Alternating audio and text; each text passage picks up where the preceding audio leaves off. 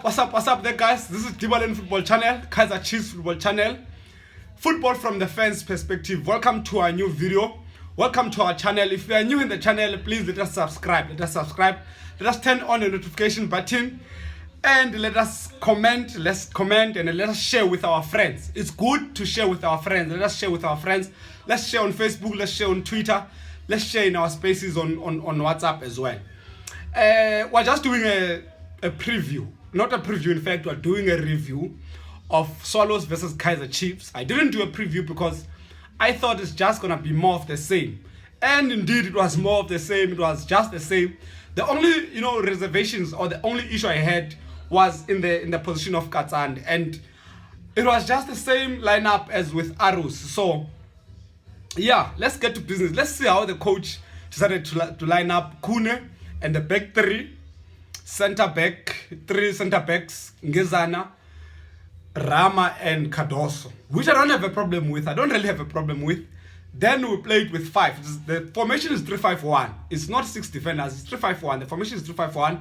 It is played all over in Europe. It's a system that has been used so many times in Italy, preferred in Italy. Even Chelsea, as a Chelsea fan, we normally use that when we're not doing well. Even last season with Alonso and others playing, as wing backs. So in the wing back, right is Moligo, left is Zulu. So they are tasked with a responsibility to attack, which I have a serious problem with the guys. I don't have a problem with the system. Hear me correctly, I didn't have a problem with the system. Personally, I don't have a problem with the system.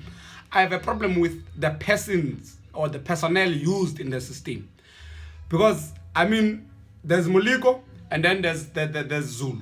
The midfield, we have Katsande in the central midfield. And then we have two, double eights. Or you can call it number 10, Manyama, and then number 8, Ngobo. And then two strikers, Castro and Billiard. So, the problem with the system, it's not the formation, to be honest. It's not the formation. I don't have a problem with the formation. It's just how the whole thing is set up. The guys that are playing there. First, Muliko, supposed to be attacking, is very bad in attack. Is very bad. The whole first half, he couldn't deliver a cross at all. Zulu, his crosses as well, they don't arrive. Zulu's crosses are not arriving. So that's where the issue is. If at least we had someone like Frosler in that position where Moligo is, I think things would have been much better. And then on the left side, maybe we try someone else who's able to attack. I'm not doubting Zulu's efforts in terms of going forward, but the problem is, is the final product. The final product from Zulu and Moligo, they are just terrible. There's no cross that entered the box, and it was very bad. I watched the game for like 60 minutes. I couldn't get what we were trying to do. And then also with the three center backs, the problem is this. You are playing three center backs, and in front of them there's Katsande. The three of them, none of them is comfortable on the ball. So that's the first issue. That's the second issue. The first issue is that the wing backs that you have trusted with the attack, responsibilities, they can't attack. The second issue is that these guys at the back, the three of them, and with Katsande in front of them, not comfortable on the ball. So what does it make? It makes it just a bunch of defenders there doing nothing. Whenever we receive the ball, what did Kaizer Chiefs do for 60 minutes up until 70 minutes? When we receive the ball, we just kick the ball. When we receive the ball, kick the ball. When we receive the ball, kick the ball. Solos gets the ball, comes to us, they attack, they play. When we receive the ball, what do? We just kick the ball. So I don't know what was the instruction from the coach. I don't know what was the plan from the coach. But that's where the issue is. To me, that's where the issue is. The system is not an issue. The problem is the people used. So I would have preferred that instead of Katsande, we use Blom. Let's use Blom. Let's throw him in the deep. I still repeat. Use Blom. Throw him in the deep. Play him as a central midfield. At least he can hold the ball. Try to get him to pass the ball. At least he can hold the ball. And then the other thing that I noticed in the game was that I saw Zuma on the bench, I saw Ntshangase on the bench, I saw Spam on the bench. So I thought, okay, if we're not doing well in this game, now that these guys are just kicking the ball, the second option, maybe around 60 minutes going forward, the second option of the coach is to do what? To throw in these guys. Ntshangase is good in holding the ball. It's good in playing. It's good with the ball. You have Zuma, good off the ball and good with the ball as well. You have Safama, still improving. You know, still young, but he's good in terms of the runs and everything. So I'm thinking, you know what?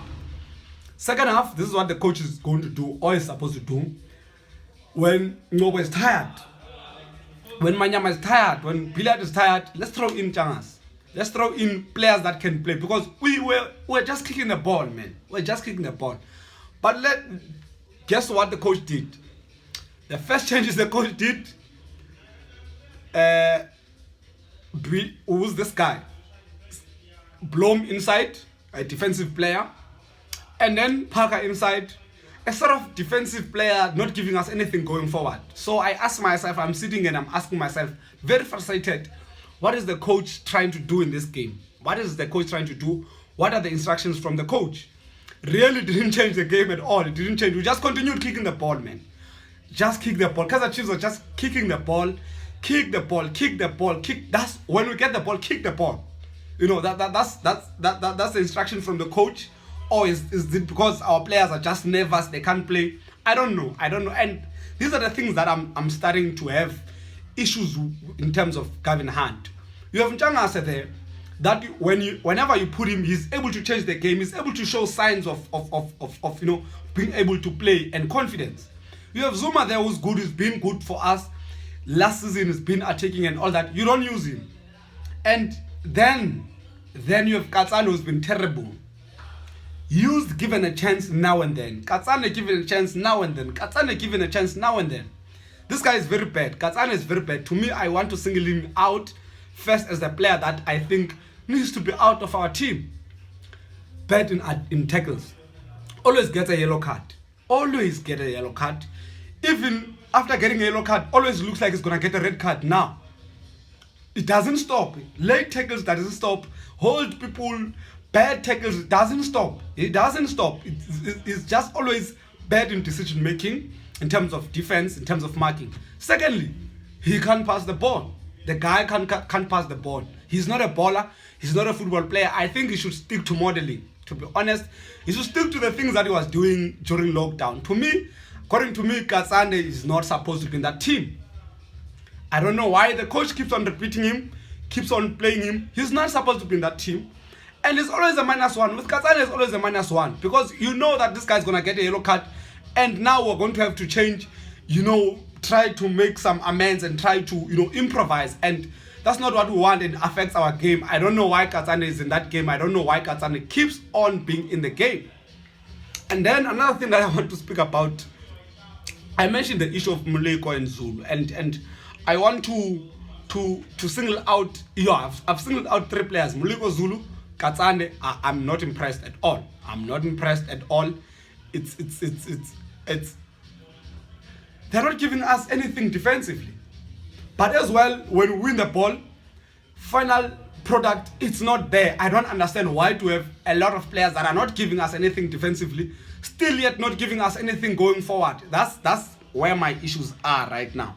The changes by the coach, I'm very much disappointed. You change, you put Blom, you put Parker, when there are players there that can play football. I don't know. I think these are questions now that are going directly to the coach. These are questions that are going directly to the coach. And these are the decisions that are going to legitimize the fact that people are going to blame him and are going to put a blame on him and they're going to call for his name. And that's what he's doing now. I think he's the one attracting, you know, the criticism on himself, man. I mean, that's what I see as happening right now with Kaizer Chiefs. I thought things were going to be better. To be honest, I'm very disappointed. I'm extremely disappointed. And then I was watching Thibedi, Given Thibedi, Kaizer Chiefs player. And then you are watching Kaizer Chiefs, you know, players on the other side playing for Kaizer Chiefs. You are watching Thibedi, who's out on loan. He was toying with Katsande, was toying with our defense on the side of Zulu, on the left-hand side, on the left side of our team. He was just toying with Katsande, toying with Zulu. And then Solos, you know, they put this other boy with the dreadlocks. I think it's Malat or someone. Malat. Him and Thibedi and Cheese Boy, they were just toying with our players. Why is Thibedi in Salos while we have people like Katsande in our team? Those are things that I think they point out to the coach and to the management of our club. To be honest, why is Given Thibedi in Salos when we have Katsande in this team? Why is Ntshangase out when we have Katsande, when we have people who can't play the football in this team? Really, why is Zuma not playing? Why is Zuma not playing? When the team clearly is struggling in terms of holding the ball, in terms of playing the ball, in terms of using the ball when we have it. Why do you have these guys there? Why? Those are things that I'm asking myself. I think the Solos game was very shambolic, man. Was very bad, man. Very bad to watch. It was torturous to watch. It was very torturous. Kept on watching, kept on thinking there might be something positive. Maybe after 15 minutes, no, the same thing. 20 minutes, the same thing. 30 minutes, 45 minutes, the same thing. Up until 90 minutes, the same thing.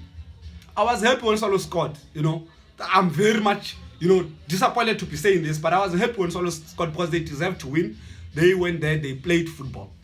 To me, Solos is a team that is coming from first division, from Glad Africa. Kaizer Chiefs is a team that finished number 2. But in that game, Solos was like the team that finished number 2, and Kaizer Chiefs was like the new team coming from Glad Africa. Complete opposite in terms of the game. Complete opposite. I'm asking myself, what changed? What happened? Why are we dominated by a team like Solos? What changed from our team? What changed? Yes, I know we didn't have material, but last season we were never dominated like this, man. We're never dominated like this. It was not like this. Yes, we can say, who's this guy?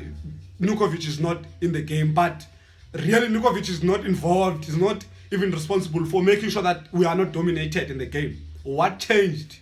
Those are questions that are starting to go to the coach. And I'm thinking the coach is going to have to answer.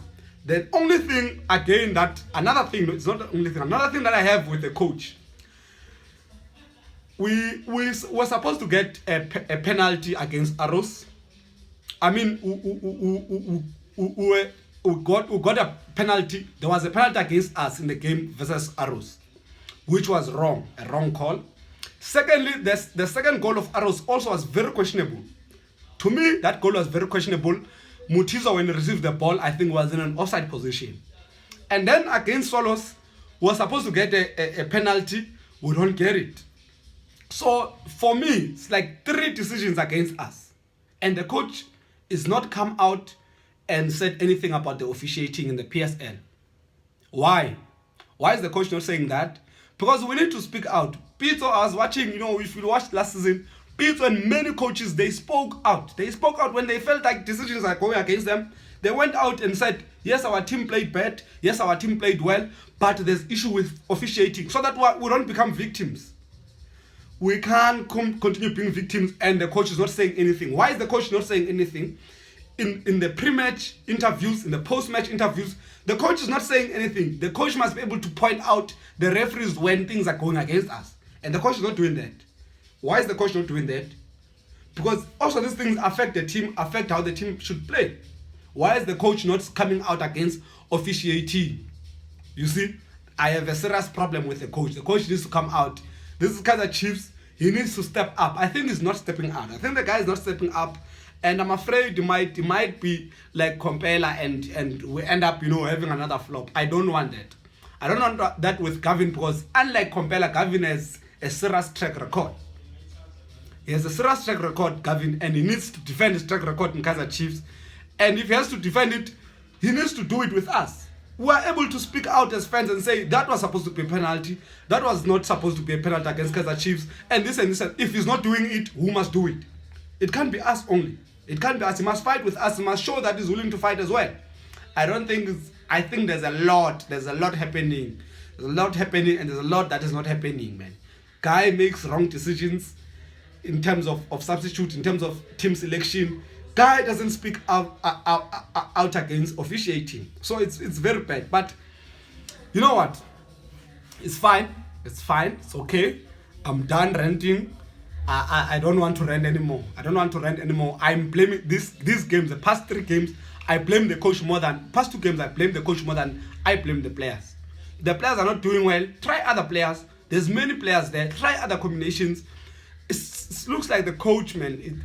There's something not coming all right with the coach, and I need the coach to come out and be confident and step up, and he's not doing that. He's not doing that. But all in all, I think the storms will come. They are still coming, but the storms will go.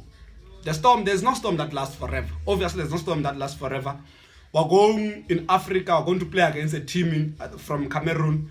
I'm not interested in that game. I'm not interested in the CAF games at all. I'm not interested. I think Kaizer Chiefs should continue the culture that we're doing with CAF games. Let's just go and field for the sake of training our players. I'm not interested in CAF. We should not even be interested in CAF. Must fix our problems local. Other than that, the storm will pass. The storm will pass. It is not over. It's still the beginning of the season, of course. We're going to come back. We're going to come back. Definitely we're going to come back. But if we're going to come back, the coach will have to step up. That's one thing that I want to say. The coach must step up. Otherwise, from me, that's it. We're not Sao Tome. We're not Sao Tome. Not Sao Tome. People are saying we're Sao Tome. No, we're not Sao Tome. We're going to do well. We're going to come out okay. We're going to improve. The team is going to improve. But that depends on the coach as well. Otherwise, from me, thank you very much. Love and peace.